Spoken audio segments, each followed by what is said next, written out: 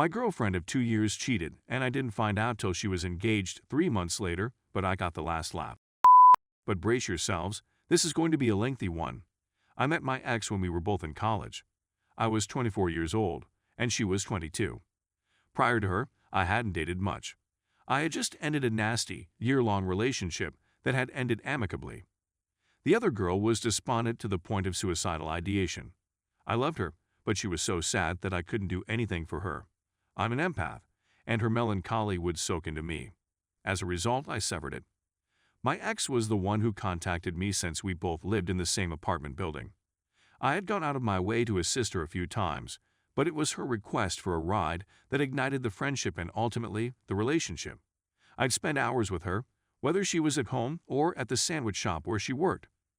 She was absent from school owing to despair and a failed engagement from around a year ago. However, as far as I know, she never completed high school and moved twice to different universities. We connected in part because of her narrative of how her ex had deceived and cheated on her, though I now question how much of the story was true. We grew to be inseparable. After barely 2 months of FWB, she introduced me to her parents. After a few months, I wanted her to be my girlfriend because I was uninterested in other women. She rejected it, stating that she was not prepared due to a previous commitment. This should have been my first red sign, but like the fool I was, I let her off though. We continued to date alone. She couldn't date anybody else, and I did neither. A month later, I brought up our relationship status again, since if we were already exclusive, why not simply say it? She persisted in her struggle. There were periods in our relationship when everything appeared to be going swimmingly. She appeared to like everything I did. She and I had comparable aspirations, and we simply felt like a good fit. But every now and then, I'd catch myself making snide comments about myself. She would occasionally compare me to her many ex-boyfriends. We would occasionally quarrel about little matters, and I would attempt to de-escalate the situation, but she would not have it. She'd rush out of my flat, and I'd have to track her down. She would grow enraged whenever I did that, claiming that I should have given her more room. So the next time she did that, I wouldn't rush after her, and she'd accuse me of being uninterested in her. She also started gaslighting me on some things I recalled her saying, though I didn't know what gaslighting was at the time. But like a fool in love, I fell for it. When I mentioned her, several of my friends told me that I could do better, that she didn't treat me properly, but I ignored it. People listen to your pals since they are typically looking out for you. Even after a year of dating, I would bring up the possibility of becoming an official BF/GF, but she remained unfazed. She still said she wasn't ready, but I was the greatest man she'd ever dated. Her friends were all aware that we were dating, but to be honest, I didn't like them. She'd offer me to hang out with them, but they were cliched and I'm not like that. They also have a cat, and I'm allergic to cats, so I'd use that as an excuse. We would go on dates, and she would call me every night, and we would talk all night until one of us woke up the following day. She stated that I was consoling her and helping her sleep since she was depressed. We continued to have issues, and she would even become violent at times. In 2 instances, she smacked me hard. They were both done, not because we were arguing, but because she thought it would be amusing. I told her it was rude and that I expected the same in return since I would never do that to her. During one of our disputes, she said, "My roommate knows all the guys in the complex who would be willing to be NCMOs, so I don't really need you." Although after a little more than a year of dating, she caved in and chose to be GF/BF. She appeared to keep it a secret from everyone save her family. I thought it was strange, but because I had received what I wanted, I ignored it. I'm going to admit something here and say that I wasn't always a great so. I also have depression, and the stress of work, school, family, and life may be overwhelming at times. I yelled but never injured her. I would bring out the things she had done that had caused me pain. We had multiple breakups. I would occasionally break up with her, and she would sometimes break up with me. But each time, one of us would give in and return to the other. I was a little manipulative and self-harmed once to show her how much it was hurting me. She had also self-harmed and voiced suicide thoughts when we were dating, and to be honest, I got the notion from her. I was head over heels in love with her. She informed me that she would be accompanying me. We spoke about marriage, children, and where we would live, among other things. She relocated twice during this period. First, she moved to a nearby apartment, and then to her parents' home, nearly an hour north. She held a party while she lived in the flat down the street. When it was over, None of her friends remained to assist with cleaning, only I did. She said it was evidence that I'd be a wonderful spouse. After she moved in with her folks, I would pay her visits practically regularly. However, I started to detect a certain amount of remoteness at times. She was responding to my SMS and phone calls at a glacial pace. However, if she phoned or texted me, she wanted a prompt response. I would come to her whenever she needed me, even at 1 a.m. when I had a job and school the following day. After a few months, I suggested getting engaged, but she did the same thing she had done with being GF/BF. She'd use her sadness from a previous relationship as an excuse. Then she asked if we might resume our casual dating. This was the most stupid thing I'd ever done. Replied that it was okay. I hoped that by doing so, I would demonstrate to her that I was the right person for her. Over the following 6 months, she'd go on dates, but she'd tell me about them and brag about how much better I was than they were.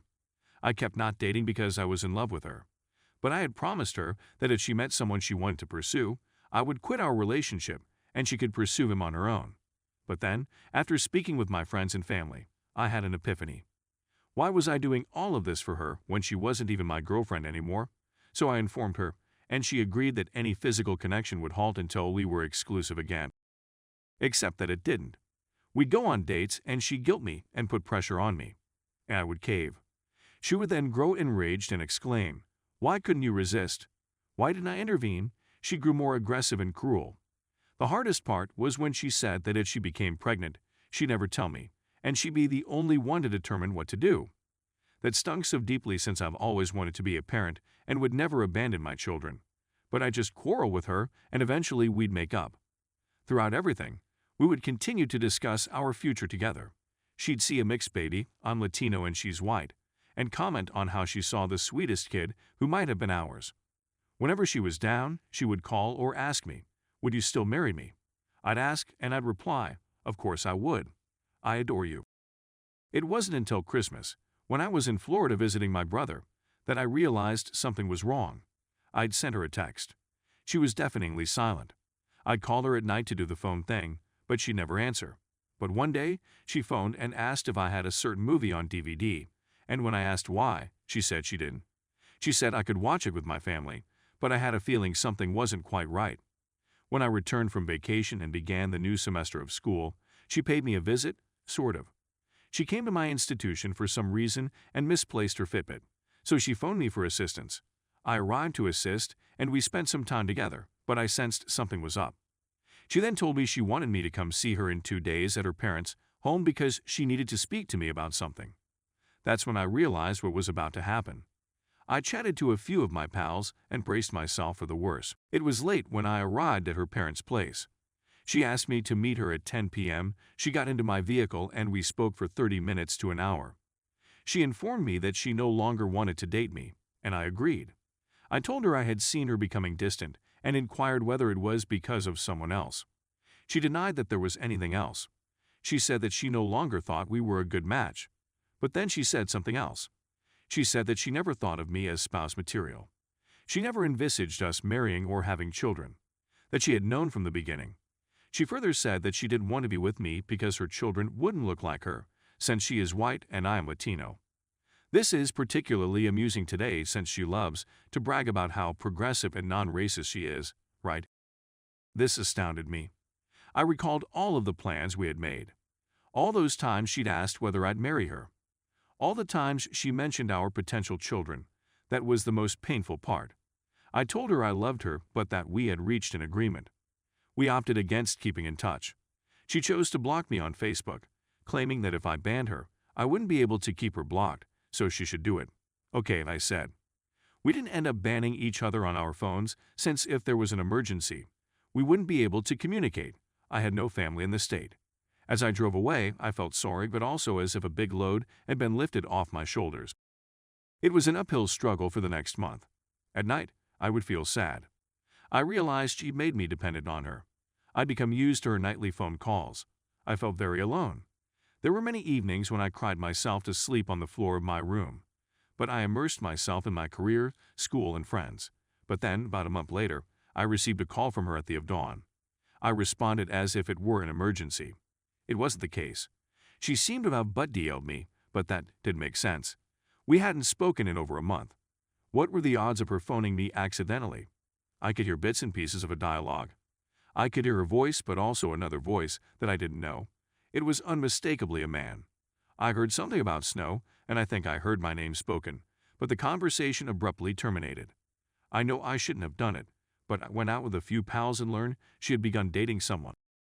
I then reached out to her, which I know I shouldn't have done, and asked if she was okay. It took her a few days to answer. She then said that she had butt DL'd me because she wanted to talk to me. She claimed she missed my friendship, and we spoke for a few minutes as if nothing had happened. She informed me that she had begun dating someone. I told her I'd heard something, and she questioned where I heard it. I told her it was from friends. At that point, I'd seen a photo of the person. She started talking about him and his flaws. I merely listened, but I started to feel strange about it. She then mentioned his hair being strange, to which I said, "Yeah, it is a little strange, but I think she was referring to his hair years ago." And she then questioned how I knew what his hair looked like back then. I apologized, thinking she was talking about now. She then informed me that she had just received a large number of strange friend requests on Facebook and inquired whether they were mine. They didn't. We called it a night soon after that, and I started to have a strange sensation about it. I was pleased for her, but the more I thought about it, the more disappointed I became. The more I thought about it, the more I knew I didn't want to keep talking to her. I messaged her the following day and told her that, although I miss talking to her, as we used to, I believe we should continue to avoid one another. She concurred. I immediately blocked her phone number. A week later, while at school, I discovered I had a message despite the fact that my phone had not rung. It came from her, and she asked whether I was at home. She came to drop off some items. Personally, I didn't think there was anything worth her returning, and it irritated me that she had come and dropped the items off at my front door while no one was home. I grew quite irritated. I had instructed her not to contact me again. Then I decided to send her an email. I essentially told her that I loved her with all my heart, but that she had abused me in a variety of ways, lied to me, and so on. I told her she should thank her parents for being so kind to me. We had a rather good relationship, and they actively told me how amazing of a BF I was. I then told her I didn't want any contact with her, that she had been removed from my phone's contact list. I said that even though we live about an hour apart now, we could run into one another owing to friends living nearby and whatnot. I informed her, if we meet, I will treat you the same way you treat me. I'll treat you like a friend if you treat me like a friend. If you treat me like an adversary, I will treat you as an enemy. If you treat me as if I don't exist, I'll treat you the same way. I wrote the email with the expectation of never hearing back from her. Boy, was I wrong. A few days later, I got a response from her father. Her father, on the other hand, is an ex-Marine and a lawyer. In his email, he advised me to leave his daughter alone. He accused me of following her. I'm not sure how I felt about it, given that I was an hour away and preoccupied with school, work, and friends. He accused me of making phony Facebook profiles and cyber-stalking her, which I did not do, though I did glance at her account from a friend's account a few times. After all, who hasn't? But then he took the sentence about treating her how she treated me, and he emphasized it and said, I consider this a threat. He then threatened me with a restraining order if I didn't leave her alone. I was really taken aback. Her father and I had always gotten along well. What I was reading was so unbelievable that I couldn't believe it.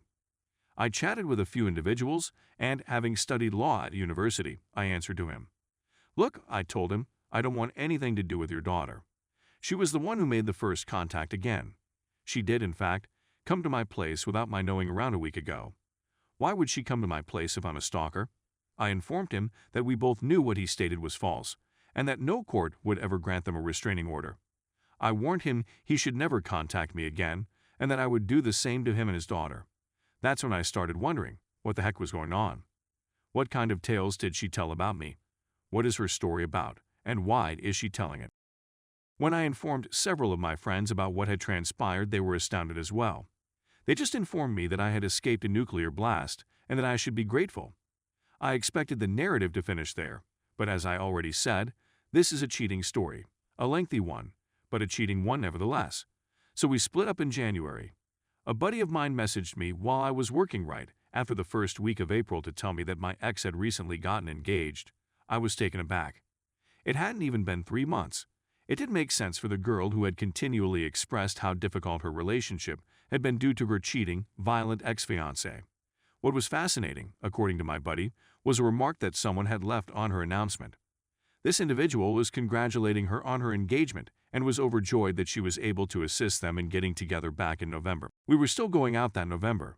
Yes, they weren't exclusive at the time, but I considered it cheating since I had offered her multiple outs and she lied about there being someone else. I was furious. Then everything fell into place. That's why she turned distant throughout the holidays. That's who she wanted to see the film with. That stung, but I carried on with my life. I was still suffering from depression. There are trust difficulties. I told a few folks about it. Friends, churchgoers, but the more I spoke about it, the more I discovered about her. People who knew her but didn't know we were dating came out and said, "Yeah, that girl has difficulties." They said things to me that they maybe shouldn't have said, but whatever. When I discovered all of the negative things she said about other people, I realized she had never really cared about me. She just wanted someone to love her and then discard her when someone better came along. I understood that I fell in love with her not because of who she was, but because of who she appeared to be. She'd heard of me, thought I was a good person, and decided I was empathetic enough to fool. She basically mirrored herself back at me, and I felt I was dating someone like me, when in fact I was dating a narcissist. However, this helped me learn a lot about myself, that I am too concerned about, too much love, and I need to be cautious about who I devote my affection to. I've learned my lesson. So it's been half a year. I hadn't met her, but I had heard she had returned to my city with her husband, so much for me being a stalker.